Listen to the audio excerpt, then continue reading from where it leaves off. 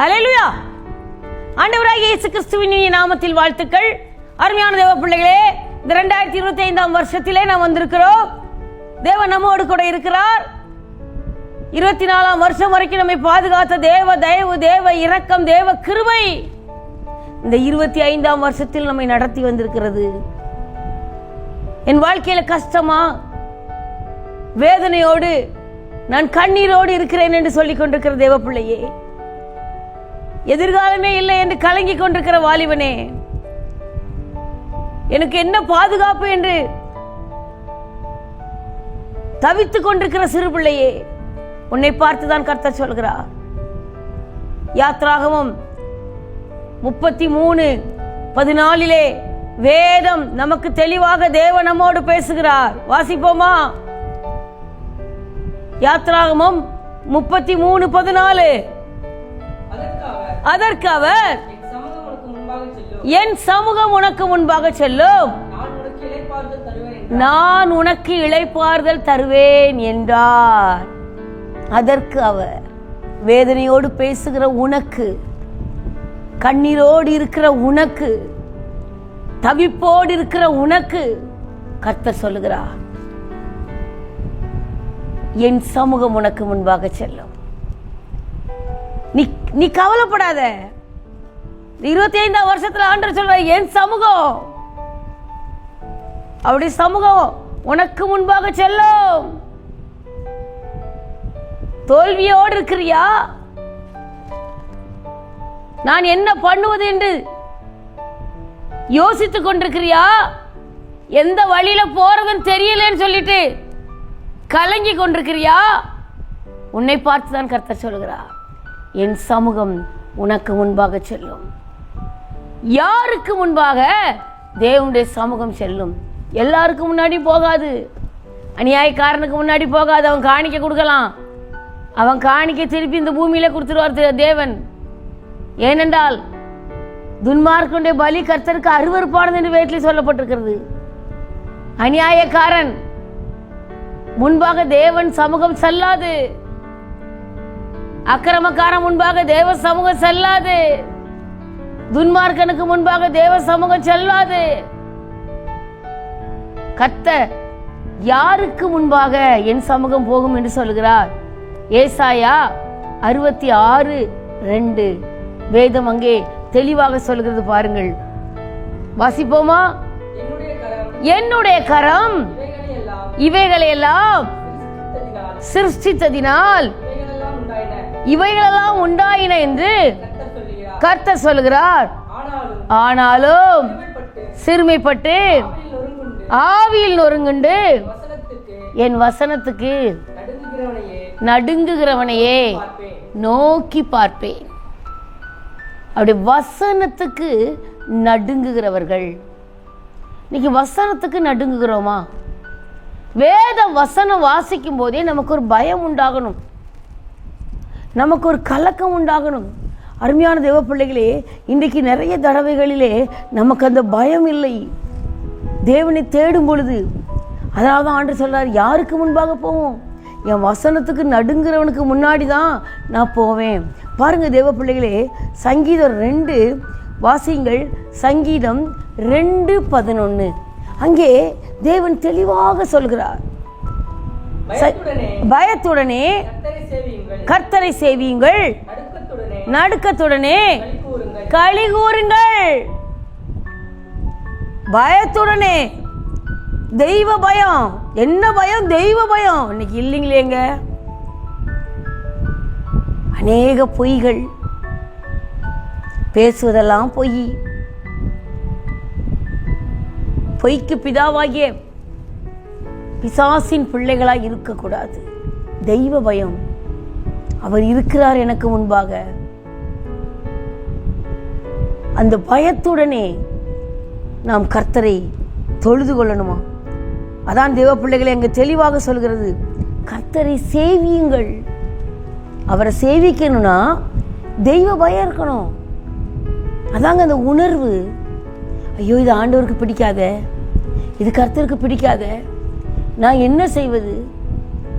நான் இப்படி இருக்கக்கூடாது. இந்த உணர்வு இருந்தால் குடிக்கிறவன் குடிக்க மாட்டான். போதை வஸ்துக்களை பயன்படுத்துகிறோம், பயன்படுத்த மாட்டான்.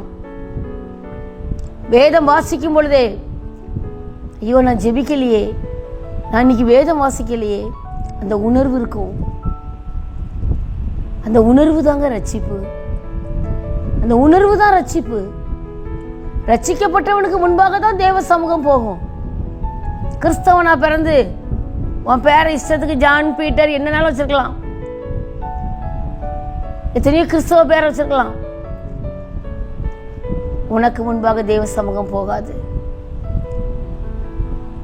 ரட்சிப்பு கர்த்தருடையது. சங்கீதம் 3:8 தெளிவாக சொல்லுது பாருங்க. சங்கீதம் 3:8 அங்க என்ன சொல்லப்பட்டிருக்கிறது? ரட்சிப்பு கர்த்தருடையது, தேவரீருடைய ஆசீர்வாதம் உம்முடைய ஜனத்தின் மேல் இருப்பதாக. ரட்சிப்பு கர்த்தருடையது. ரட்சிக்கப்பட்டவனுக்கு முன்பாக தேவ சமூகம் செல்லும். அவன் என்ன பண்ணுவான்? சிறுமப்பட்டு ஆவியில நொறுங்குண்டு வசனத்துக்கு நடுங்குவான். இந்த வசனத்துக்கு ஒரு நடுக்கம் இருக்கணும். வேதம் வாசிக்கும் பொழுதே ஒரு நடுக்கம். ஏதோ பைபிள் படிக்கிறோம் அப்படி படிக்காத. நீ கிறிஸ்தவனா இருக்கியா? சின்ன பிள்ளையிலிருந்தே நான் பைபிள் படிக்கிறேன்னு சொல்றியா? பைபிள் படித்தா ஒரு நடுக்கம் உனக்குள் வருகிறதா? வசனத்துக்கு நடுங்குகிற ஒரு அனுபவம் உனக்குள்ள இருக்கிறதா? யோசித்து பார். அப்ப வேத வசனத்துக்கு நடுங்குகிறவனை தேவன் நோக்கி பார்க்கிறார். அவனுக்கு முன்பாக தேவ சமூகம் கடந்து செல்கிறது.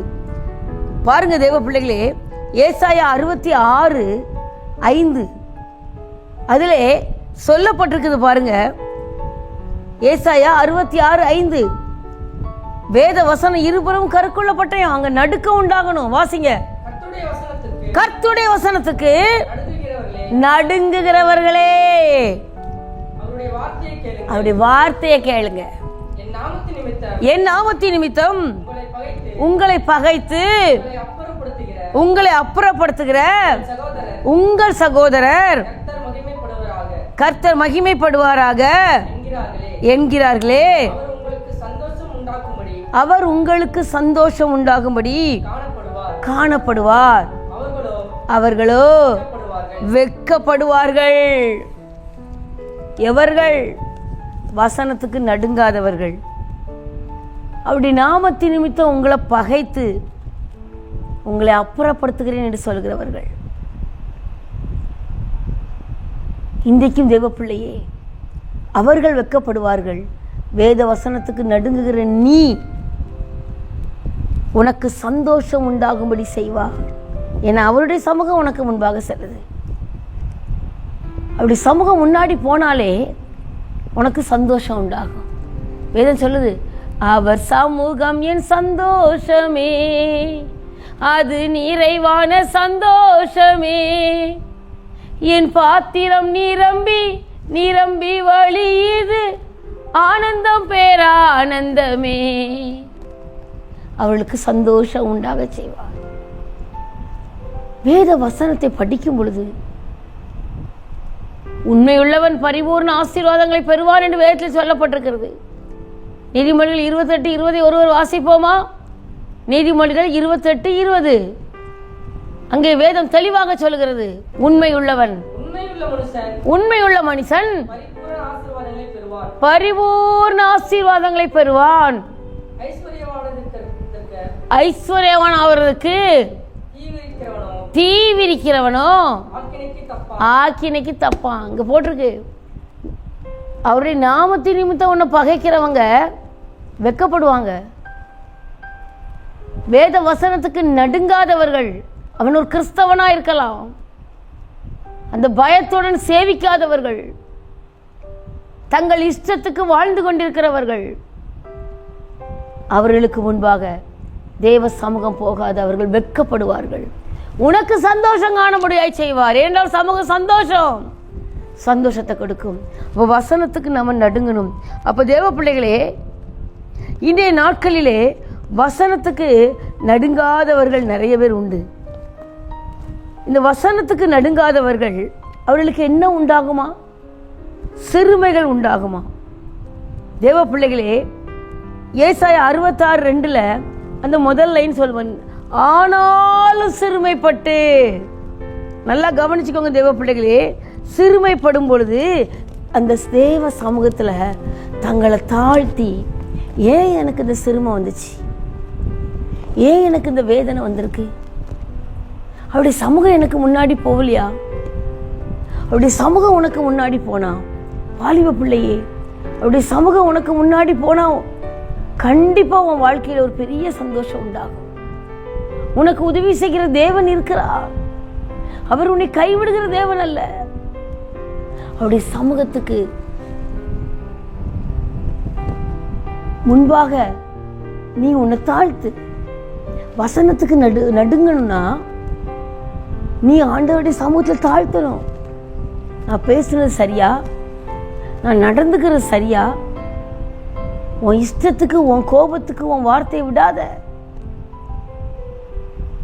உன்னை அழைத்த தேவன் அங்கே இடைப்பட்டு கொண்டிருக்கிறார். உன் வாயின் வார்த்தைகளால் நீ நியாயம் தீர்க்கப்படுவாய்.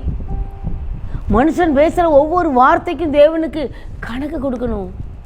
நீ என்ன செய்கிறாய்? உன்னை பார்த்துதான் கர்த்தர் கேட்கிறார்.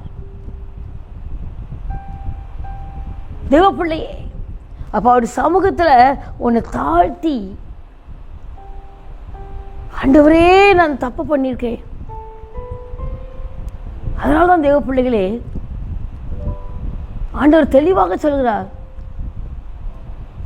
தன் பாவங்களை மறைக்கிறவன் வாழ்வடைய மாட்டான், அவைகளை அறிக்கை செய்து விட்டு விடுகிறவனோ இரக்கம் பெறுவான். உன் வாழ்க்கையில ஒரு இரக்கத்தை உனக்கு கர்த்தர் கட்டளையிடுகிறவர். அவர் உன்னை கைவிடுகிற தேவன் அல்ல.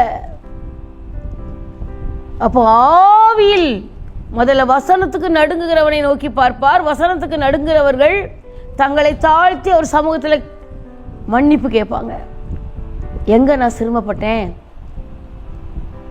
நான் எந்த இடத்துல தேவனை விட்டு விலகினேன், அந்த உணர்வு இல்லைன்னா அவர் சமூகம் உனக்கு முன்னாடி போகாது. நீ சொல்லலாம், ஆண்டவர் எனக்கு முன்னாடி போறாரு, எப்பவுமே ஏசப்பா தான் எனக்கு முன்னாடி இருக்கிறாரு, நீ சொல்லிக்கிட்டே இருக்கலாம், அவர் போக மாட்டாரு. ரெண்டாவது, அங்க ஆவியில் நொறுங்குண்டு. உன் ஆவியிலே ஒரு நொறுக்கம்.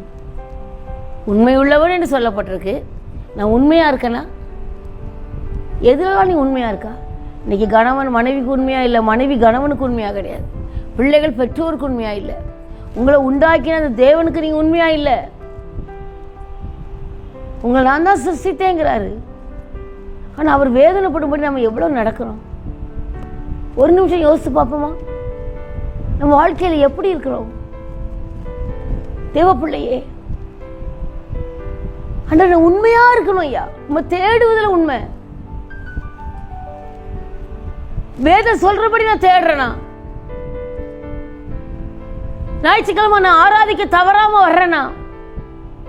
எத்தனை ஞாயிற்றுக்கிழமை நீ உன்னை வீணாக்கி விட்டுருக்கிறாய். 6 நாள் தான் உனக்குரியது,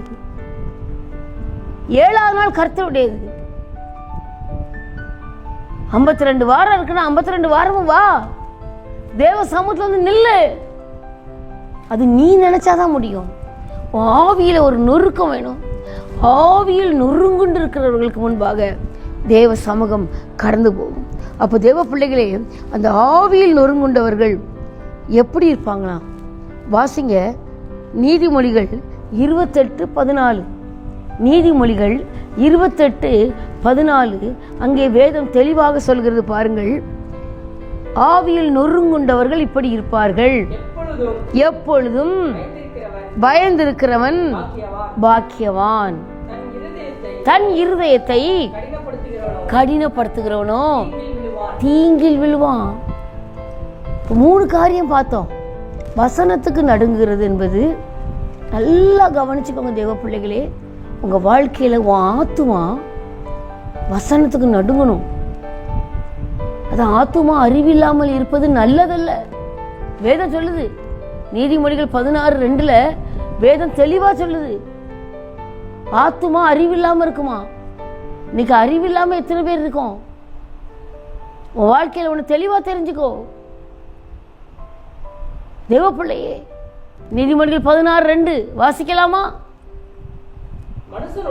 மனுஷனுடைய வழிகள் எல்லாம் அவன் பார்வைக்கு சுத்தமானவைகள் கர்த்தரோ ஆவிகளை நிறுத்து பார்க்கிறாராம். கர்த்தரோ ஆவிகளை நிறுத்து பார்க்கிறார். அப்போ ஆத்துமா அறிவில்லாமல் இருக்கிறது நல்லதல்ல, ஆவிகளை நிறுத்து பார்க்கிறார். அந்த ஆவிகளை நொறுங்கணும். ஆத்துமா வசனத்துக்கு நடுங்கணும். பைபிளை படிக்கிற அது நடுக்க வர மாட்டேக்க.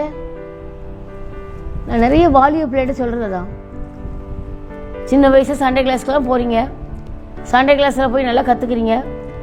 கிறிஸ்தவ குடும்பத்தில் பிறக்கிறது பாக்கியம். கிறிஸ்தவ பிள்ளைகளே, இந்த டிவியில் பார்க்குற கிறிஸ்தவ பிள்ளைகளாக இருந்தால் நீ பாக்கியம் பெற்றிருக்கிற. ஒருவேளை எனக்கு ஆண்டவர் தெரியாதுங்க, எனக்கெல்லாம் ஆண்டவர் தெரியாது. நான் ஒரு இந்து குடும்பத்தில் தான் பிறந்தேன். எனக்கு இத்தனை தெய்வங்கள் என்று சொல்லுவேன், 30 முக்கோடி என்று சொல்லுவேன். ஆனால் கிறிஸ்தவர்களுக்கு ஒரே ஒரு தெய்வம் தான் சொல்லுவேன். ஆனால் இந்த கிறிஸ்தவ தெய்வம் தான் எனக்கு சுகத்தை கொடுத்தது. ஆனால் என் ஆத்மாவுக்கு அறிவில்லை.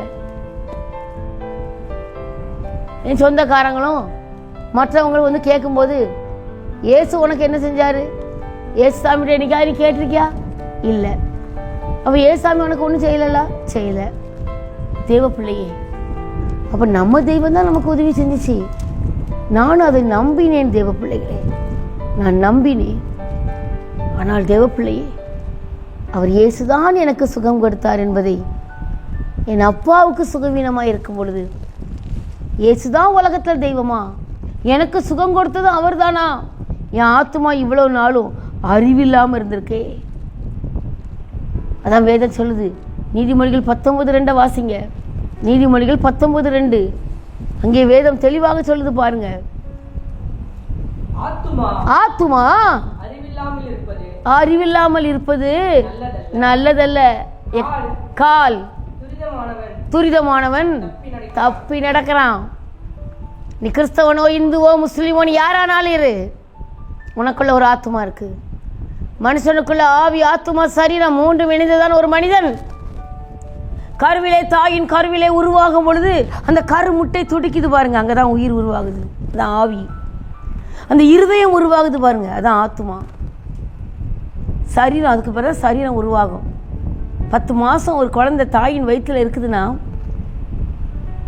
5 மாதத்துல அது முழுமையாக அந்த உருவம் வரும், ஒன்றொன்னா வரும். தேவ பிள்ளையே, அப்போ அந்த ஆவி, அதான் ஆவியில் நொறுங்கொண்டு என் வசனத்துக்கு நடுங்குறவனை தான் நான் நோக்கி பார்ப்பேன். அவங்களுக்கு முன்னாடி தான் போவோம். கலக்கத்தோட கண்ணீரோட என் வாழ்க்கையில் எவ்வளோ பார்த்துருக்குறேன். என் ஆத்துமாவும் அறிவில்லாமல் இருந்துச்சு. நான் இப்படி, நான் இந்து குடும்பம், நான் இப்படி, எங்கள் அப்பா இப்படி, என் ஊர் இப்படி, பல பெருமைகளை பேசிக்கொண்டு இந்த நாட்கள் உண்டு. ஆனால் எனக்கு இந்த மயக்கமும் ஃபிட்ஸும் வரும் பொழுது 7 நாள் 7 கோயிலுக்கு கொண்டு போய் வச்சாங்க. எத்தனையோ இடத்துல நேம்சங்கள், எத்தனை ஆஸ்பத்திரிகள், எத்தனை வைத்தியங்கள், நாட்டு வைத்தியம். இது இல்லாமல் தாயத்துகள், எத்தனை கை, கால், கழுத்து எல்லாத்துலேயும் தாயத்துகள். நம்பிக்கை இழக்கும் பொழுது 2 கிறிஸ்தவர்கள் எங்கள் வீட்டு வாசலுக்கு வந்தாங்க. பக்கத்தில் தாங்க வேத கோயில், அங்கே மணி அடிக்கும், அங்கே எல்லாம் பிரசங்கம் பண்ணுவாங்க, ஞாயிற்றுக்கிழமை ஜெபம் நடக்கும். இந்த ஆத்துமாவுக்கு அறிவே இல்லை, அது அதுக்கு ஏற்றுக்கவே இல்லை. அது எனக்கு சொல்லி சொல்லி வச்சிருந்துச்சு, நீ இதுதான், நீ இந்து குடும்பத்தில் பிறந்தா நீ இப்படித்தான் இருக்கணும். தேவ பிள்ளையே, நாமும் கூட நிறைய தடவைகளிலே அப்படித்தான் ஊர், சமுதாயம், உலகம் இப்படி இருக்கிறோம். கிறிஸ்தவ குடும்பத்தில் இருந்தவங்க சர்ச்சுக்கு போகிற உன் ஆத்துமா எப்படி இருக்கு? இன்னைக்கு எத்தனை சபைகளிலே அடிதடி சண்டைகள். ஐயோ, தேவ சமூகமாச்சே, பயத்துடனே கர்த்தரை சேவிங்கள் என்று சங்கீதம் 2:11 சொல்லப்பட்டிருக்கே. நடுக்கத்துடன் களி கூறுங்கள். களி கூறுதல் கூட நடுக்கம் இருக்கணுமா? இன்னைக்கு சண்டை. இத்தனை சர்ச்சு வாசல்ல போலீஸு, ஃபுல்ஃபீட்லேயே சண்டை. போலீஸ்காரங்க சர்ச்சுக்குள்ளே தேவாலயத்துக்குள்ளே நுழைஞ்சி சமரசம் பண்ணக்கூட என்ன இருக்கு உனக்கு ரட்சிப்பு? உனக்கு முன்னாடி எப்படி சமூகம் போகும்? அப்புறம் எனக்கு முன்னாடி ஆண்டவர் போகலைங்க அப்படி நீ எப்படி சொல்லலாம்? நன்றாக தெளிவாக தெரிந்து கொள்ளுங்கள். உங்க வாழ்க்கையில தேவனுக்கு பிரியமாய் இருக்க கற்றுக்கோ. என் ஆத்துமா அறிவடைந்தது. என் அப்பா சுகவீனமாகும் பொழுது உனக்கு சுகம் கொடுத்த ஆண்டவர்கிட்ட கேளுன்னு எங்க பாட்டி சொல்லும் பொழுது, இப்ப எனக்கு யார் பாட்டி? நம்ம தெய்வம் சுகம் கொடுக்கலையா? கொடுக்கல, அந்த ஆண்டவர் தான் கொடுத்தார். எத்தனை இடங்களுக்கு போனோம், அந்த ஆண்டவர் தான். எனக்கு வேற யாரும் ஒரு கிறிஸ்தவர்கள் வந்து எனக்கு சுவிசேஷம் சொல்ல முடியல. சர்ச்சுக்கு வார என்ன அனுப்புனாங்க. என் ஆத்துமா அறிவில்லாம இருந்துச்சு. என் பாட்டி சொன்ன ஒரு வார்த்தை, உனக்கு அந்த ஆண்டவர் தான் சுகம் கொடுத்தாரு. எத்தனை இடங்களுக்கு போனோம், எத்தனை ஆஸ்பத்திரிக்கு போனோம், அந்த ஆண்டவர் தான் சுகம் கொடுத்தார். சர்ச்சுக்கு கூட்டிட்டு வாங்கன்னு சொன்னாங்க, அங்க போனோம். அங்கதான் அந்த தாத்தா ஜெபம் பண்ணாரு. அவர் சொன்னார், இனி இந்த மயக்கம் ஃபிட்ஸ் வராது, ஏசு பூரண சுகம் கொடுத்தா. அந்த வார்த்தை இன்று வரை அருமையான தேவ பிள்ளைகளே என் வாழ்க்கையிலே கர்த்தர் செய்தது. அந்த மகத்துவமான தேவன் எனக்கு செய்தது மனுஷன் மறந்து போலாம்.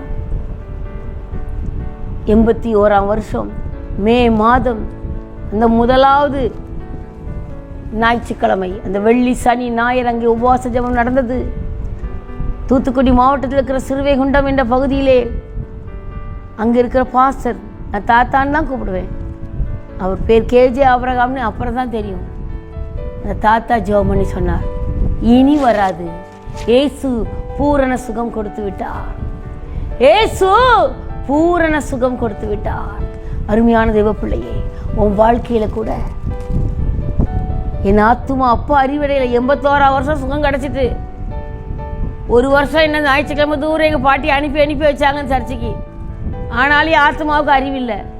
83ஆம் வருஷம் என் அப்பா சுகவீனமாகும் பொழுது அன்றைக்கு பாட்டி சொன்ன வார்த்தை, இப்ப எனக்கு சுகம் கொடுத்தது இயேசு என்றார்.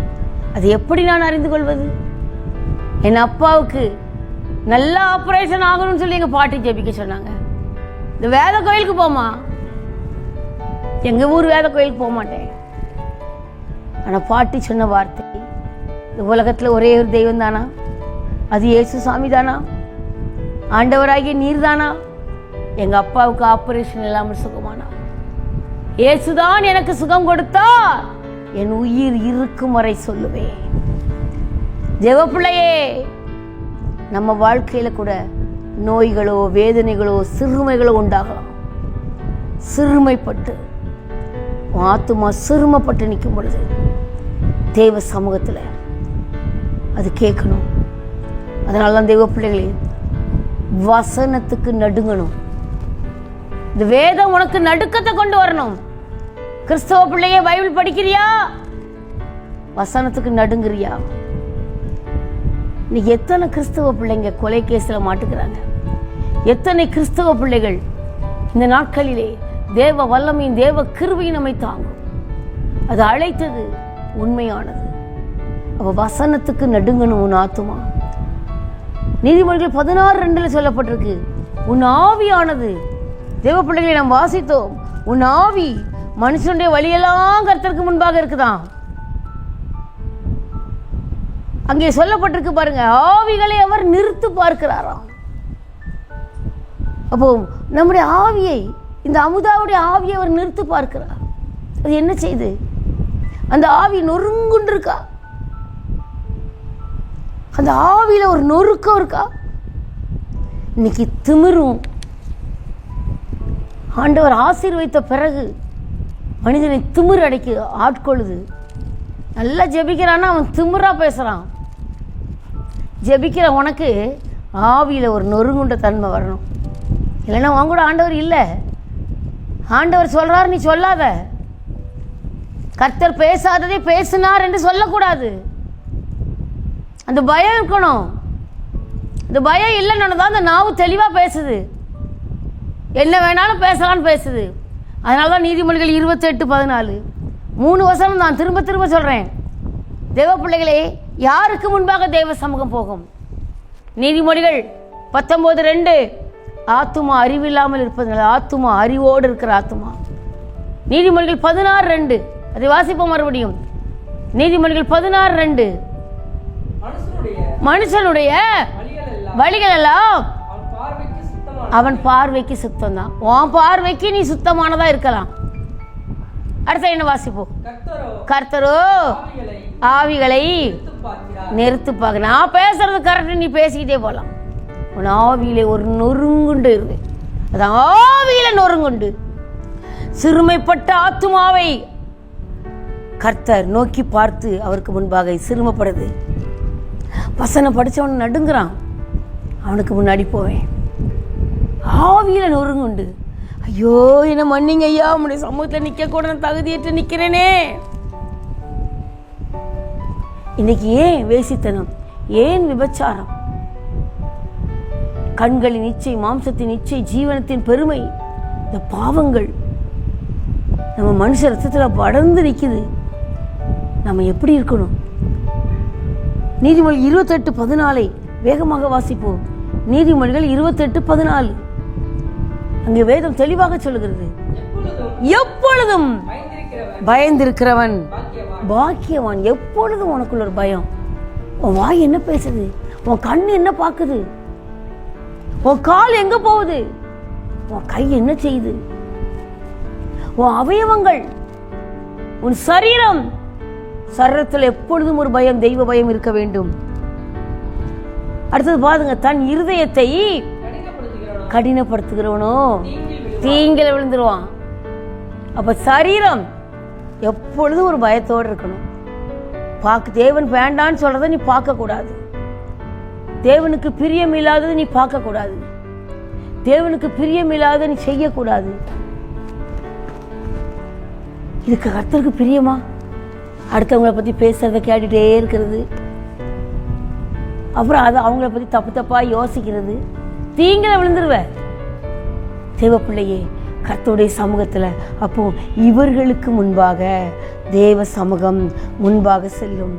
அப்போ நீ தேவனோடு ஐக்கியப்பட்டு இருப்பாய் என்றால், நீ இந்த 3 சுபாவம், உன் ஆவி, ஆத்துமா, சரீரம் கர்த்தரோடு ஐக்கியப்பட்டு நிற்கும் என்றால், இன்றைக்கு கர்த்தர் உன்னை பார்த்து சொல்கிறார், என் சமூகம் உனக்கு முன்பாக செல்லும்.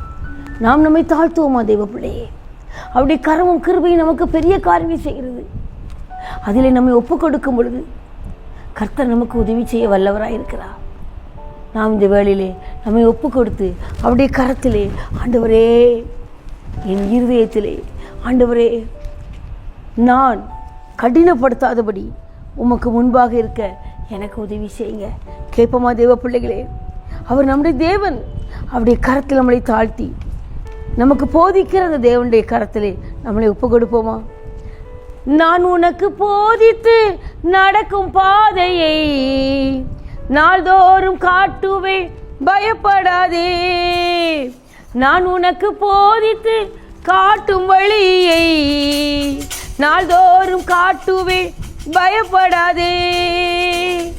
உன்மேல் என் கண் வைத்து ஆலோசனை சொல்லுவே,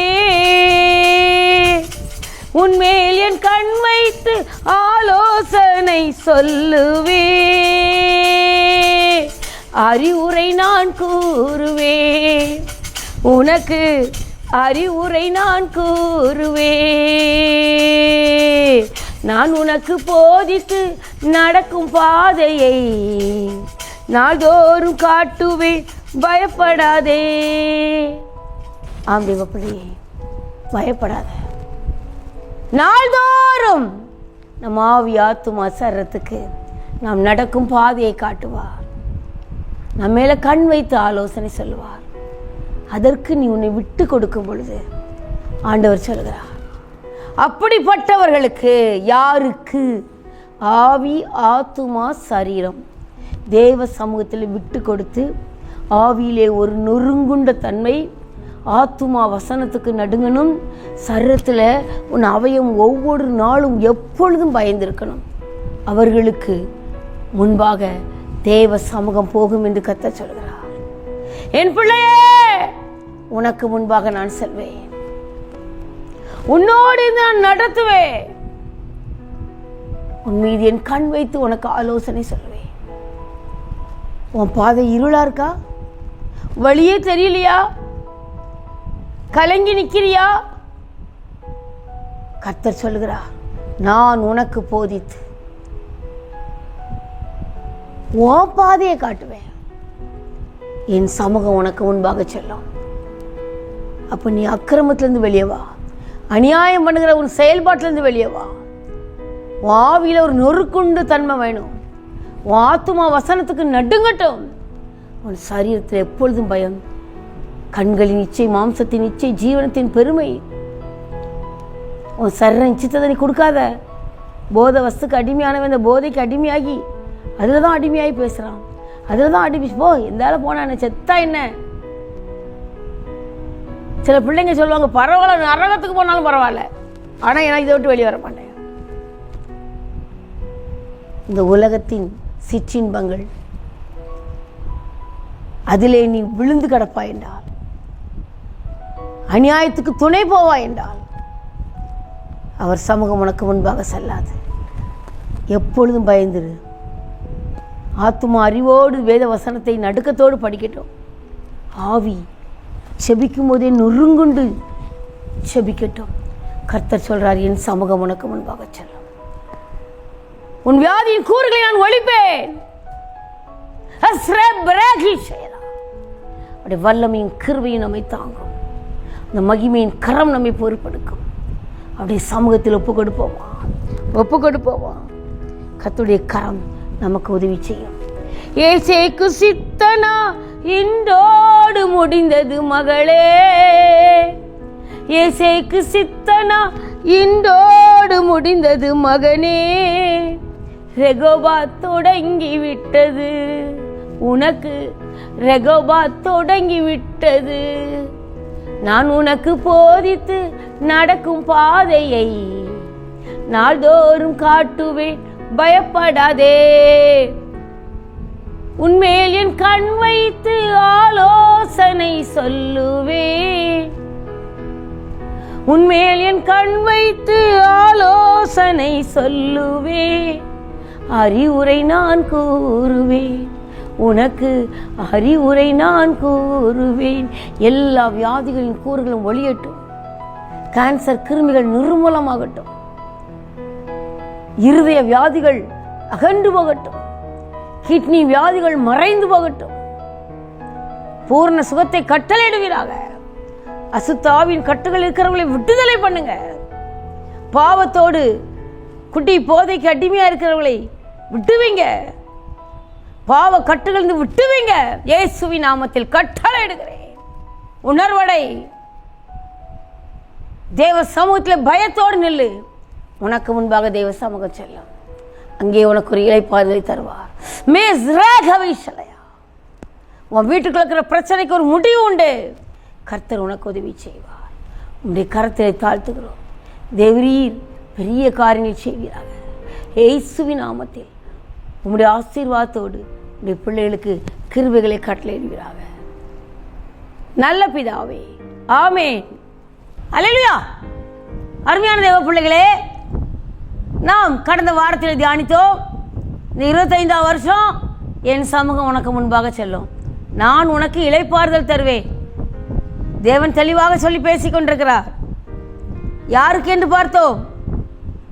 ஆவி, ஆத்துமா, சரீரம். ஆவியிலே நொறுங்குண்டவர்கள், வசனத்துக்கு நடுங்குகிற ஆத்துமா அது சிறுமைப்பட்டு தேவ சமூகத்தில் நிற்கும் பொழுது, சரீரம் எப்பொழுதும் பயந்திருக்கிற தன்மை. பாவம் செய்ய உன் அவயவம், உன் கண்களில் ஒரு பயம் இருக்கணும். உன் நாவிலே ஒரு பயம் இருக்கணும். உண்மையுள்ள மனிதன் பரிபூர்ண ஆசீர்வாதங்களை பெறுவான்கிற உணர்வு உனக்குள்ள இருக்கணும். அவர்களுக்கு முன்பாக செல்வோம். தேவ சமூகம் செல்லும். இளைப்பாறுதல் உண்டு. இந்த பிரச்சனை, பாடு, கண்ணீர், ஐயோ எனக்கு இல்லையே, என் வாழ்க்கை வேதனையோடு போகுதே, இளைப்பாறுதல் உண்டு. இந்த 3 காரியத்தையும் செய்யும் பொழுது உன் வாழ்க்கையில் ஒரு ரெகோபாத் தொடங்கும். ரெகோபாத் தொடங்கும். கர்த்தர் உனக்கு கட்டளையிடுவார். இப்பொழுது 2வது, எப்பொழுது, யாருக்குன்னு பார்த்தோம், இப்ப எப்பொழுது அவர் சமூகம் முன்பாக செல்லும். வாசிப்போம் யாத்திராகமம் 33:14 வாசிப்போம். யாருக்கு முன்பாக தேவ சமூகம் போகும் என்று வாசித்தோம். இப்பொழுது எப்பொழுது, அதற்கு அவர் என் சமூகம் உனக்கு முன்பாக செல்லும், நான் உனக்கு இளைப்பாறுதல் தருவேன் என்றார். தேவப்பிள்ளையே, உனக்கு இளைப்பாறுதல் தருவேன். எப்பொழுது? அவர் சமூகம் முன்னாடி போகும்.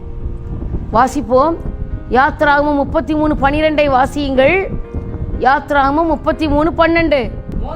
மோசே கர்த்தரை நோக்கி, தேவரீர் இந்த ஜனங்களை அழைத்து கொண்டு போ என்று சொன்னீர். ஆகிலும் என்னோடு கூட இன்னாரை அனுப்புவேன் என்பதை நீர் அறிவிக்கவில்லை. என்றாலும் என்னை பேர் சொல்லி அழைத்து அறிந்திருக்கிறேன் என்றும் என் கண்களில் கிருபை கிடைத்தது என்றும் தேவரீர் சொன்னதுண்டே. நம்ம யாருக்கு என்று பார்த்தோம். இப்ப எப்பொழுதோட சமூகம் முன்னாடி போகுமா? இங்க மோசேங்கிற தேவ மனிதன் அழகாக ஒரு விண்ணப்பம் பண்ணுகிறான். மோசே அந்த தெய்வ பயத்தோடு இருந்தான். அதான் யாருக்கு? எபிரேய தெய்வம் தான் தன் தெய்வம் என்பதை அந்த தாய் பாலூட்டும் போதே சொல்லி கொடுத்துட்டான்.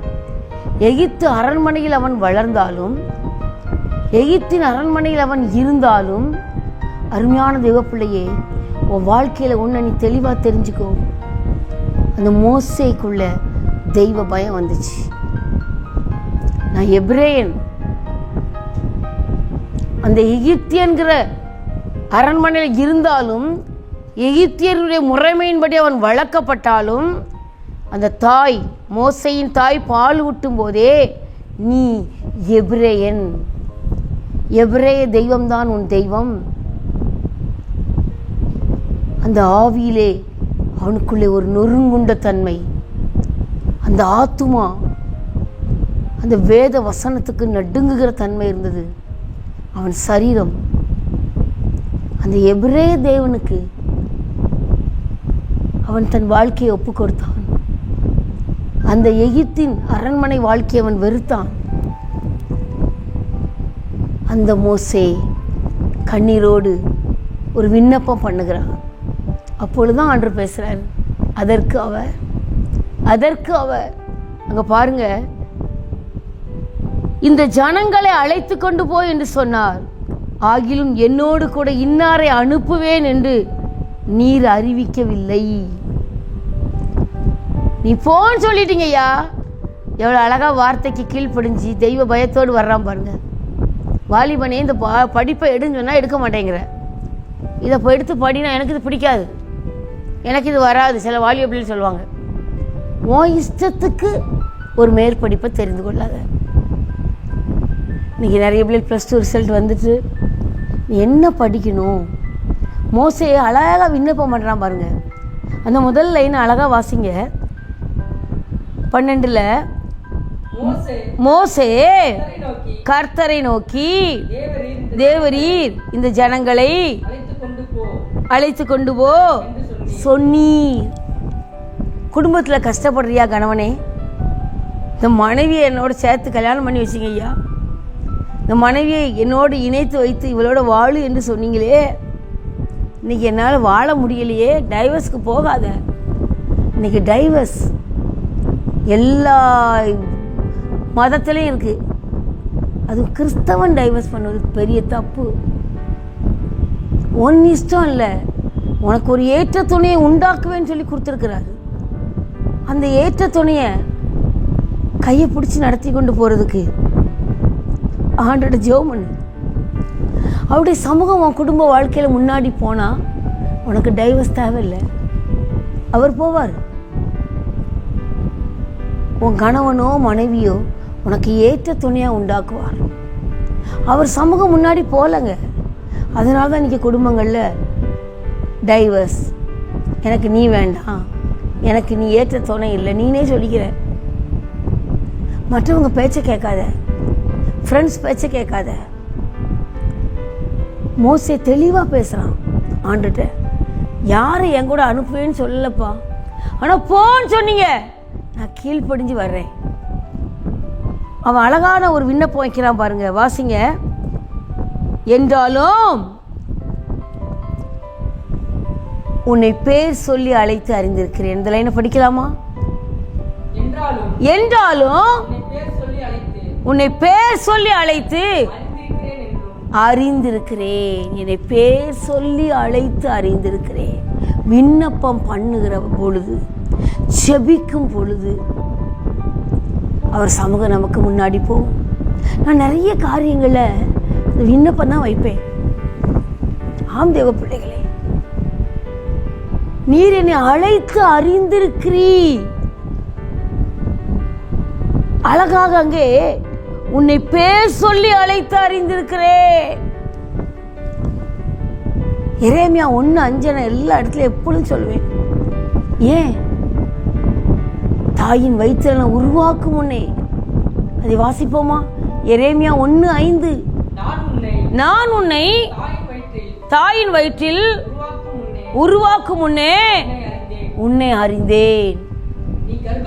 நீ கர்ப்பத்திலிருந்து வெளிப்படும் முன்னே நான் உன்னை பரிசுத்தம் பண்ணி உன்னை ஜாதிகளுக்கு தீர்க்கதரிசியாக கட்டளையிட்டேன் என்று சொன்னார்.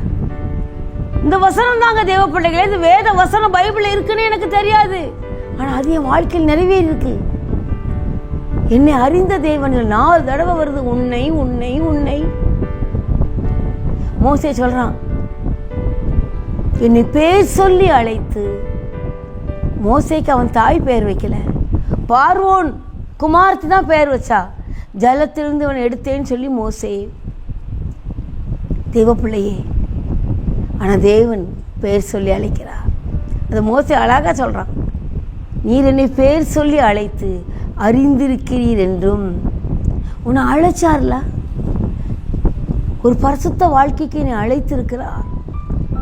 நீ எந்த மதத்தில் பிறந்திருந்தாலும் அந்த பரிசுத்த வாழ்க்கைக்கு உன்னை அழைத்த தேவ சமூகத்தில் நீ உன்னை விட்டு கொடுத்து பாரு. என்னை அழைச்சிருக்கீங்கப்பா. இந்த சமூகத்தில் இந்த பரிசுத்த வாழ்க்கை கிறிஸ்தவன் எப்படியும் வாழலாங்கிறது அல்ல, இப்படித்தான் வாழணும். போய் நம்ம வாயில வரக்கூடாது. தேவ பிள்ளைகளே, என்னை அழைத்திருக்கிறார். அவருடைய கிருபை. தேவ பிள்ளைகளே, என்னை பேர் சொல்லி அழைச்சிருக்கிறார், என்னை அறிந்திருக்கிறார். இந்த ஜனங்களை கூட்டிட்டு போ சொன்னீர், ஆனா என் கூட யாரை அனுப்புவேன்னு சொல்லலை. அப்போ அவன் கேட்குறான், நீங்க தான் எனக்கு முன்னாடி போக போறீங்க, நீ கேளு. வாலிபனே, ஒருவேளை நான் ஜஸ்ட் பாஸ் தான் ஆயிருக்கேன், நான் நல்ல மார்க் எடுக்கலை, எனக்கு எந்த காலேஜில் கிடைக்கும் அதெல்லாம் நீ நினைக்காத. உன்னுடைய சமூகம் எனக்கு முன்னாடி போட்டோம், நான் எந்த காலேஜில் படிக்கணும்னு கேளு. பிள்ளைகளுக்காக கண்ணீரோடு கதறி நிற்கிறியா? இந்த பிள்ளை என் பேச்சையே கேட்க மாட்டேங்க. இன்னைக்கு பிள்ளைகள் கொஞ்சம் கூட பெற்றோர் பேர் சொல்லி கூப்பிட்டா கூட காது கேட்காது போல இருக்கு. செல்போனே பார்த்துட்டு இருக்காங்க. அந்த அழைக்கிற சத்தம் கூட, பெற்றோர் அழைக்கிற சத்தமே கேட்கலையே, தேவ சத்தம் எப்படி கேட்கும்? தேவ சத்தம் உனக்கு எப்படி கேட்கும்? மோசேயை போல ஜெபம் பண்ணு. என்னை அழைத்து அறிந்திருக்கிறீர், இந்த குடும்பத்தை எனக்கு கொடுத்திருக்கிறீர், இந்த கணவன் எனக்கு கொடுத்திருக்கிறீர், இந்த மனைவி எனக்கு கொடுத்திரு. திருமணத்துக்கு முன்னாடி நல்ல தேவ சத்தத்தை கேட்டு கல்யாணத்தை பண்ணு. அதுக்கு பிறகு எத்தனை கல்யாணம் பண்ணுவேன் யோசித்து பாரு. சரி, கல்யாணம் ஆயிட்டு, இனிமேல் எனக்கு இதான் மனைவி, இதான் எனக்கு கணவன், அந்த உணர்வு இருக்கா உனக்கு? அந்த உணர்வு இல்லாம நீ எப்படி வாழ்ற? உன்னை பார்த்துதான் கர்த்தர் கேட்கிறா. தேவனோடு ஐக்கியப்பட்டு நிக்கிறேன்னு சொல்ற நீ, கர்த்தருக்கு பிரியமும் செம்மையுமா வாழ்வேன்னு சொல்லி உன்னை விட்டு கொடு. அப்பொழுது கர்த்தர் சொல்கிறார், என்னை அழைத்து அறிந்திருக்கிறேன். ஜெபம் பண்ணும்போது தாழ்மையா, அவன் ஆவியில் எவ்வளவு நொறுக்கப்பட்டு சொல்றான், என்னை அழைச்சி அறிஞ்சிருக்கிறீங்களையா, இந்த ஜனங்களை கூட்டிட்டு போன்னு சொன்னீங்களே ஐயா, இன்னைக்கு இந்த ஜனங்களை அழிக்க போறேன்னு சொல்றீரே, மோசே விட்டுரு, இவங்களை நான் அழிக்க போறேன். 32ஆம் அதிகாரத்துல கர்த்தர் சொல்றாரு, இந்த ஜனம் கண்ணுக்குட்டியை உருவாக்கி இதுதான் என்ன எகிப்துல இருந்து அழைச்சிட்டு வந்த தெய்வம்னு சொல்லிட்டு, இன்னைக்கு நம்ம கூட அப்படித்தானங்க. என் திறமையில வந்தேன் இல்லை, எங்க அப்பா எனக்கு இந்த கடை வச்சு கொடுத்தாங்க, ஆண்டவருக்கு மகிமையை கொடுக்க மாட்டோம். 10 வாதைகளை கொடுத்து எகிப்துல இருந்து 400 வருஷம் அடிமைத்தனத்துக்கு வெளியே கொண்டு வந்தார் ஆண்டவர். பார்வோன் துரத்திட்டு வரும்போது செங்கடலாம் 2ஆ பளந்து இந்த ஜனங்களை அழகா நடத்தினார். ஆனா ஜனம் மோசே சீனாய் மலைக்கு போயிருக்கும்போது 40 நாள் அவன் தேவ சமூகத்தில் இருக்கிறான். இதுங்க கண்ணுக்குட்டியை உருவாக்கி இதான் எங்க தெய்வம். இன்னைக்கு நீ கூட கிறிஸ்தவ பிள்ளைங்க எத்தனை பேர், எத்தனை கிறிஸ்தவ பிள்ளைங்க இன்னைக்கு அந்நிய தெய்வங்களை நோக்கி கையெடுத்து கும்பிடுறீங்க. ஃப்ரெண்டுக்காக போனேன், இல்லை பொண்டாட்டிக்காக போனேன், எவ்வளவு வேதனைப்படுவார் ஆண்டவர். யோசித்து பாரு. நீ உன்னை தாழ்த்தி உன் அழைப்பை உணர்ந்து நீ செபிக்கும் பொழுது என் சமூகம் உனக்கு முன்பாக செல்லும் என்று சொல்கிறார்.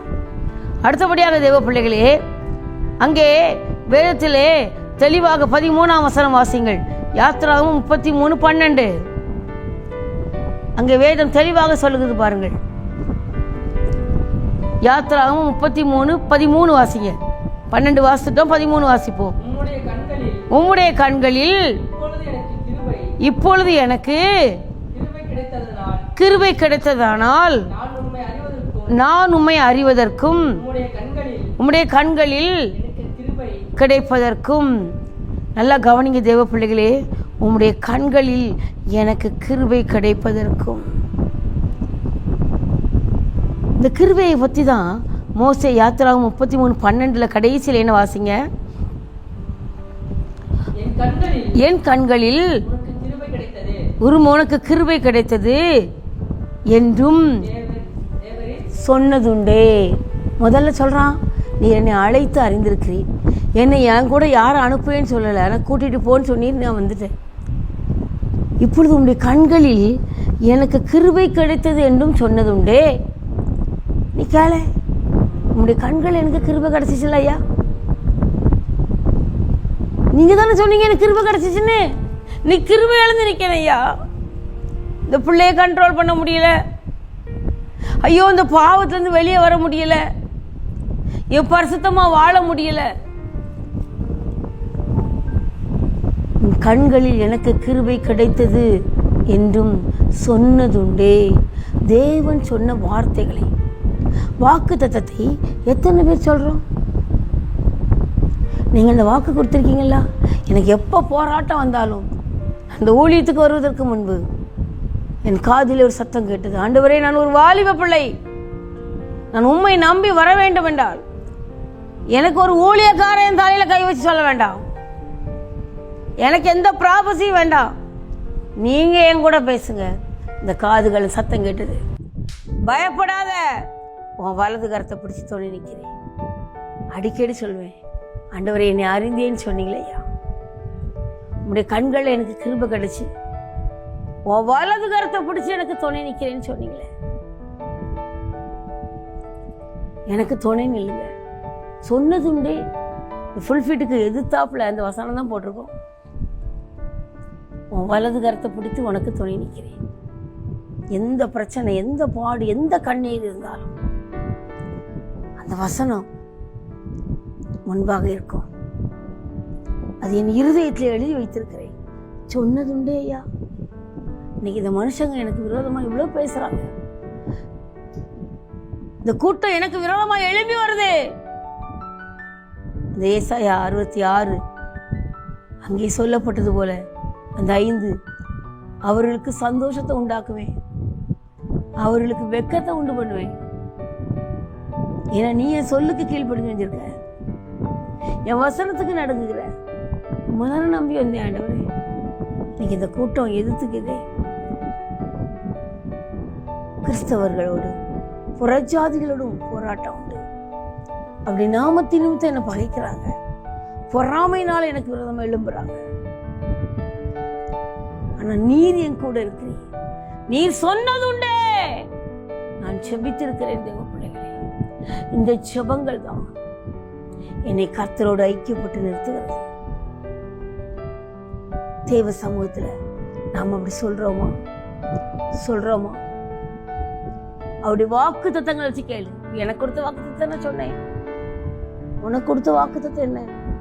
நீங்க சொன்னது உண்டையா? எனக்கு இதை கொடுத்துருக்கீங்களையா? எனக்கு செய்யுங்களையா? எத்தனை பேர் கேட்டு ஜெபம் பண்ற? வாக்கு தத்தமே மறந்து போதே. இந்த வாக்கு தத்தத்தை கொடுக்கும் பொழுது அப்போ ஒரு கன்வென்ஷன்ல முடிச்சுட்டு அங்க ஊர்ல ஒரு சகோதரனை பார்க்க முடிந்தது. அந்த சகோதரனுக்கு பத்தி எனக்கு தெரியாது. ஆனா என் ஃபோன் நம்பர் அந்த கன்வென்ஷன்ல அந்த புஸ்தகத்துல இருந்து பார்த்துட்டு எனக்கு ஃபோன் பண்ணி, அக்கா எனக்கு உங்க ஊர் தான். அப்போ அவனுக்கு ஃபோன்லயும் ஜெபம் பண்ணோம். ஆண்டவர் பாருங்க அவனுக்கு வெளிநாடு போறதுக்கான ஒரு கிருபைகளை கொடுத்தா. அப்போ இந்த வசனம் அடங்கிய அந்த வாக்குத்தத்தத்தை என் சமூகம் உனக்கு முன்பாக செல்லும். 2016 இந்த வாக்குத்தத்தமா கொடுத்திருந்தார். அந்த வாக்குத்தத்தத்தை சொன்னோன்னு சொன்னான், அக்கா எனக்கு நான் வெளிநாட்டுக்கு போகும்போது இந்த வாக்குத்தத்தத்தை தாங்க எனக்கு தந்தீங்க நீங்க. ஆனா பத்திரமா கூட்டிட்டு போய் அந்த வெளிநாடுகள் அவன் இருக்கும் பொழுது தேவ சமூகமே, தேவ கரமும் கிருபையும் தாங்கும்படி, அவருடைய வல்லமையும் கிருபையும் இறங்கும்படி கர்த்தருடைய கரத்துல நம்மை ஒப்பு கொடுக்கிற தேவன், நம்மை அழைத்த தேவன், அவர் கிருபை உள்ளவராய் நம்மோடு அசைவாடி கொண்டிருக்கிறார். சொன்னதுண்டே. இந்த வாக்குத்தத்தம் தான் அவனை நடத்திச்சு. இன்னைக்கு நல்லா ஒரு வீடு கட்டி அவன் சொந்த இடத்திலே தேவன் அவனை வைத்திருக்கிறார். வாக்குத்தத்தம் கொடுத்தவர் மறந்து போகுது இன்னைக்கு நிறைய பேருக்கு. என்ன வாக்குத்தத்தம் கொடுத்தாரு அப்படியா கேட்கிறோம். இன்னைக்கு டிவியில எவ்வளவோ செய்திகள், எத்தனையோ வாக்குத்தத்தங்கள் உனக்கு ஞாபகத்துல வச்சுக்க முடியல. மண்டக்கில் வச்சுக்க. மோசே தெளிவா சொல்றான், உன்னுடைய கண்கள் எனக்கு கிருபை கொடுத்தது என்று சொன்னது உண்டே. நீ சொல்லு. இந்த 13 வசனத்தை சொல்றான், திருப்பியும் சொல்றான், உன்னுடைய கண்கள் இப்பொழுது எனக்கு கிருபை கிடைத்ததனால் நான் உம்மை அறிவதற்கும் உம்முடைய கண்களில் கிருபை கிடைப்பதற்கும் உம்முடைய வழியை எனக்கு அறிவியும். அந்த லைனை திரும்பி வாசிப்போமா? உம்முடைய கண்களில் இப்பொழுது எனக்கு கிருபை கிடைத்ததானால் நான் உம்மை அறிய. கிறிஸ்தவ பிள்ளையே, கிறிஸ்தவ குடும்பத்தில் பிறந்தது பாக்கியம். ஆனா அவரை அறிவது தேவன் கொடுத்த கிருபை தான். எபேசியர் 2:8 அதான் சொல்லுது, நீங்க ரட்சிக்கப்பட்டீர்கள், இது உங்களால் உண்டானதல்ல. அங்க வேதத்துல அழகா சொல்லுது, எபேசியர் 2:8, கிருபையினாலே விசுவாசத்தை கொண்டு ரட்சிக்கப்பட்டீர்கள், இது உங்களால் உண்டானதல்ல, தேவனுடைய ஈவு. கிறிஸ்தவனா பிறந்தது பாக்கியம், ரட்சிப்பு கிருபை. அதான் எந்த மதத்துல பிறந்ததுனால ரட்சிப்பு வேணும். அதனாலதான் என்ன ஆண்டு சொன்னார், இயேசுவே ரட்சகர்னு சொல்லு. நீ சொல்றவங்க சொல்லு, இயேசுவே, அவர் மட்டும்தான் ரட்சிப்பு, அவர் தான் ரட்சகர். இந்த ரட்சிப்பு உனக்குள்ள இருக்கணும்னா உண்மை அறிவதற்கு எனக்கு கிருபை தாங்கன்னு கேளு. அவர் அறியணும், அது ஒரு கிருபை. அனுதினமும் அவரை உணர்றோமே, அது கிருபை. அவர் சத்தத்தை கேட்கிறோமே, அது கிருபை. அடிக்கடி சொல்வேன், உமக்கு பிரியமில்லாத மக்கள் எனக்கு வேண்டாம் ஐயா. உம்மை விட்டு என்னை விலைக்கு கொண்டு போற மக்கள் வேண்டாம். உம்முடைய சித்தம் இல்லாதவர்கள் என்னோடு பழகிக்கிட்டு இருந்தாலும் சரி, அவங்களை என்னை விட்டு தள்ளி போட்டுருங்க. உம்மை அறிவதற்கு அவர்கள் தடையாக இருப்பார்கள். உம்மை அறிவதற்கும், அடுத்தது உம்முடைய கண்களில், அந்த யாத்திராகமம் 33:13 தெளிவா சொல்லுது பாருங்க, உம்மை அறிவதற்கும் உம்முடைய கண்களில் எனக்கு கிருபை கிடைப்பதற்கும். கண்கள்ல கிருபை கிடைக்கணும், அவர் கண்கள்ல, உன் கண்ணில். என் மகள், என் மகன் சாகும் வரைக்கும் அந்த கிருபை இருக்கணும். அதனாலதான் மோசே திரும்பி கேட்கிறான், ஆண்டவர் இந்த ஜனத்தை அழிக்காதீங்க ஐயா, உன்னை பெரிய ஜாதியாக்குவேங்கிறீ. நீ வேண்டாம் ஆண்டவரே, நீர் கூட்டிட்டு வந்த ஜனத்தை நீர் அழிச்சிடாதீங்க. அது ஜனம் யாருங்க? தேவனுக்கு விரோதமா பாவம் பண்ண ஜனம். கர்த்தரை மறுதளித்து கண்ணு கூட்டிய தெய்வம்னு சொன்னது. இதுதான் என்னை வழி நடத்துன்னு சொன்னது. நல்லா பார்த்தாங்க. 400 வருஷம் அடிமைத்தனத்திலிருந்து விடுதலையாக்கின தேவன். 10 வாதைகளை கொடுத்து பார்வோனின் கடினமான இருதயத்தை தகர்த்தறிந்து அவளை கொண்டு வந்த தேவன். ஆனா எவ்வளவு பெரிய பாவம் பண்ணாங்க. நம்ம என்ன சொல்ல, ஆமா ஆமா அவங்க அழிஞ்சு போட்டு. தேவன் அழிக்க சித்தமானாலும் மோசே மண்டாடுகிறான். நான் கூட இன்னைக்கு அப்படித்தான். பரிதவிப்பு. கர்த்தர் வாக்கு மாற மாட்டார். இந்த பாட்டை பாடும்போது ஏசைக்கு சித்தனா இன்றோடு முடிகிறது ரெகோபா தொடங்கியது பாடும்பொழுது எனக்கு ஒரு வேதனையான ஆண்டவரே, அந்த ரெகோபா தொடங்கின ரெகோபாத்திலே வாழ முடியவில்லையே. எத்தனையோ பேர் இந்த பூமியை விட்டு போயிட்டாங்களையா. ஏனையா கிருபை இழப்பு வேண்டாம். அவரை அறிவதற்கும் அவருடைய வழிகளில் நடப்பதற்கும் அந்த கிருபை இருந்தாதான் ரட்சிப்பில் நிலைச்சிருப்ப. மத்தேயு 24:13 வாசியுங்கள். மத்தேயு 24:13 வாசியுங்கள். அங்கே தேவேதம் தெளிவாக நமக்கு சொல்கிறது. அவருடைய கண்களை கிருபை கிடைச்சா வாசிப்போம். முடிவு பரியந்தம் நிலை நிற்பவனே ரட்சிக்கப்படுவான். நேத்து இருந்தேங்க, இன்னைக்குதான் விழுந்தேன். சொல்லாத அனுதினமும் நான் கர்த்தருக்குரியவன், நான் கர்த்தருக்குரியவள். என் கண்ணு அவரை மட்டும் தான் பார்க்கணும். இல்லைங்க, நான் இதனாலதாங்க விழுந்துட்டேன், ஒன்னால்தான் நான் பாவம் பண்றேன். சொல்லாத ஐயா, நான் விழுந்து போயிடக்கூடாது ஐயா. தனிப்பட்ட மனிதனுக்கு தான் தீர்ப்பு. அப்போ ஜெபம் பண்ணும் பொழுது உம்மை அறிவதற்கும் உம்முடைய கண்கள் எனக்கு கிருபை கிடைப்பதற்கும் உம்முடைய வழியை எனக்கு அறிவியும். உம்முடைய வழியை எனக்கு அறிவியும். மோசே தெளிவா கேட்கிறான், தெளிவா சொல்றான். தேவ வழி நமக்கு தெரிஞ்சா மட்டும்தான் நாம தேவ பிள்ளைகளே முடிவு வந்து நிலைத்திருக்க முடியும். கர்த்தருக்கு பிரியமில்லாத வழிகள், அதிலே அவருக்கு பிரியமில்லாதவர்களோடு நடக்கிற நடக்கைகள் நம்மளை முடிவு வந்து நிலைக்க வைக்காது. தசம் மாதிரி கூட்டிட்டு போயிடுவாங்க. கலாத்தியர்ல தெளிவாக சொல்லப்பட்டிருக்கிறது. கலாத்தியர் 1:6 அங்கே தெளிவாக சொல்லுகிறது. பவுல் சொல்லுகிறாரு, வேதனையோடு சொல்றாரு, கலாத்தியர்களே, நீ ரட்சிக்கப்பட்ட கலாத்திய கூட்டமே, அங்கே வாசிக்க சொல்றாரு பாருங்க, உங்களை கிறிஸ்துவின் கிருபையினாலே அழைத்தவரை நீங்கள் இவ்வளவு சீக்கிரமாய் விட்டு வேறொரு சுவிசேஷத்திற்கு திரும்புகிறதை பற்றி ஆச்சரியப்படுகிறேன். உங்களை கிருபையினால் அழைச்சவரை இவ்வளவு சீக்கிரமா விட்டுட்டியப்பா. இன்னைக்கு ஆட்டம் பாட்டம் கொண்டாட்டம் ஒரே மியூசிக்கு, மனுஷன் மாறி போயிடலாம்.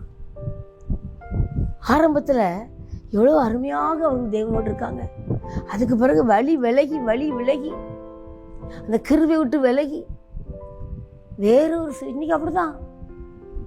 டிவிலே உட்காந்து எனக்கு முடியலைங்க, ரொம்ப ஜுரம்,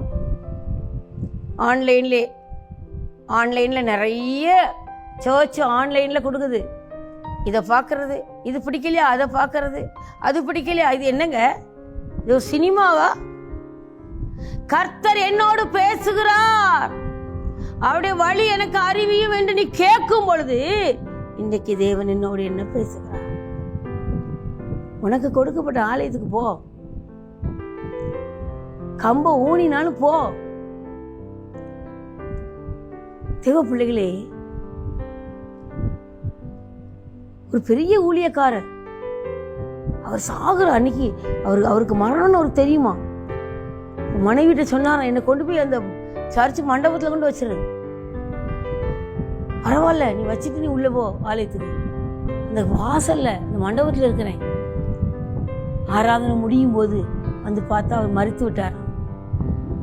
சாகும் போது கூட அந்த ஞாயிற்றுக்கிழமை ஆலயத்தில் இருக்கணும்னு ஆசைப்படுறாரு. சின்ன ஒரு பலவீனனா கூட வர மாட்டேங்கிற. ஆலயத்துக்கு வா, சீக்கிரமா வா, அந்த ஆராதனை கலந்து கொள், என்னோட கர்த்தர் இடைவிடுவா. அந்த யாத்திரை 33 கடைசி சொல்றது பாருங்க, இந்த ஜாதி உம்முடைய ஜனம் என்று நினைத்தரலும். மோசேயுடைய 4வது அவன் ஜெபம், நினைத்தரலும்.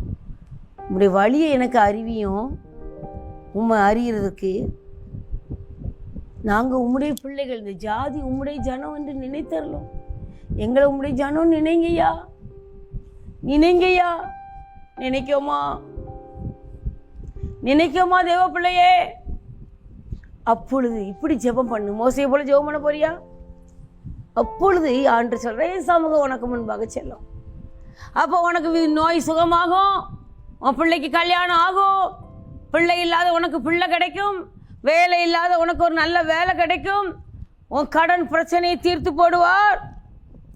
அவருடைய கரத்திலே இப்படி ஜெபம் எப்போ பண்ணும் பொழுது கர்த்தர் நிச்சயமா உன் கூட இருக்கிறாங்கிற உணர்வு உனக்கு வரும்.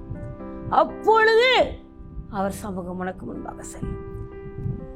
தேவப்பிள்ளையே, கர்த்தரோடு ஐக்கியப்பட்டு அந்த வசனத்தை நாம் தியானிக்கும் பொழுது, இப்பொழுது நான் மோசேயை போல செபிக்கணும். மோசேயோட சுபாவம், அவன் ஆவியிலே நொறுங்குண்டான், ஆத்துமா அறிவில்லாதபடி இருந்த நாட்கள் உண்டு. ஆனால் எப்பொழுது அந்த எபிரேய தேவன் என்ற உணர்வு பெற்றானோ அந்த ஆத்துமா வசனத்துக்கு நடுங்கிச்சு. இந்த சரீரம் அரண்மனையில் இருந்தாலும் எப்பொழுதும் ஒரு தெய்வ பயத்தோடு இருந்தான். இன்னைக்கு 4 ஜெபத்தை பண்றான். அப்பொழுதான் சொல்ற, அதற்காக என் சமூகம் உனக்கு முன்னாடி செல்லும். தெய்வ பிள்ளையே, இளைப்பாறுதல் தருவி. நம் கண்களை மூடுவோமா? கர்த்தர் நிச்சயமாய் உன்னோடு இருக்கிறார் என்று, கர்த்தர் நிச்சயமாய் உன்னோடு இருக்கிறார் என்று அநேகர் அறிந்து கொள்வார்கள். இது முதல் அநேகர் அறிக்கை செய்வார்கள், அநேகர் அறிந்து கொள்வார்கள். இது முதல் அநேகர் அறிக்கை செய்வார்கள். நான் உனக்கு போதித்து நடக்கும் பாதையை நாள்தோறும் காட்டுவேன், பயப்படாதே.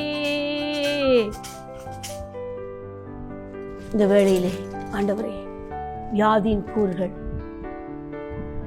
கர்த்தர் நிச்சயமா இவர்களோடு இருக்க என்பதை மற்றவர்கள் அறிந்து கொள்ளத்தக்கதாக வியாதிகள் சுகமாகட்டும் ஐயா. பூரண ஆயுசு, பூரண பலன், பூரண கிருபைகளை கொடுங்க. யாரும் இள வயதுல மறிக்க கூடாது. பொல்லாத பிசாசுக்கு இடம் கொடுக்க கூடாது. உங்களுடைய கரம் கூட இருக்கட்டும். மரண கட்டுகளிலிருந்து விடுவீங்க. உங்களுடைய சமூகம் முன்பாக செல்லட்டும். தேவரீர் கூட இருக்கிற தேவன் உடைய வல்லமையின் கிருபையும் தாங்கட்டும். உடைய பிள்ளைகளை பொறுப்பெடுக்கிறார். நீதியின் கரத்தை அணைத்துக் கொள்ளும். எல்லா இருதய வியாதிகளும் சுகமாகட்டும். முட்டி வலிகள் சுகமாகட்டும். ஆஸ்துமா வியாதி குணமாகட்டும். நுரையீரல் சம்பந்தப்பட்ட எல்லா வியாதிகளும் நீங்கட்டும். அப்பா, கிட்னினால எவ்வளோ ஜனம் பாதிக்கப்பட்டிருக்கு. கிட்னியிலே தேவன் பூர்ண சுகத்தை கட்டளையிடுவீராக. கண்களில் இருக்கிற வியாதியின் கூறுகள், சுகர், பிபி மறையட்டும் இயேசுவின் நாமத்தில். உம்முடைய கருத்தில் ஒப்பு கொடுத்து செபிக்கிறோம் நல்ல பிதாவே. ஆமேன்.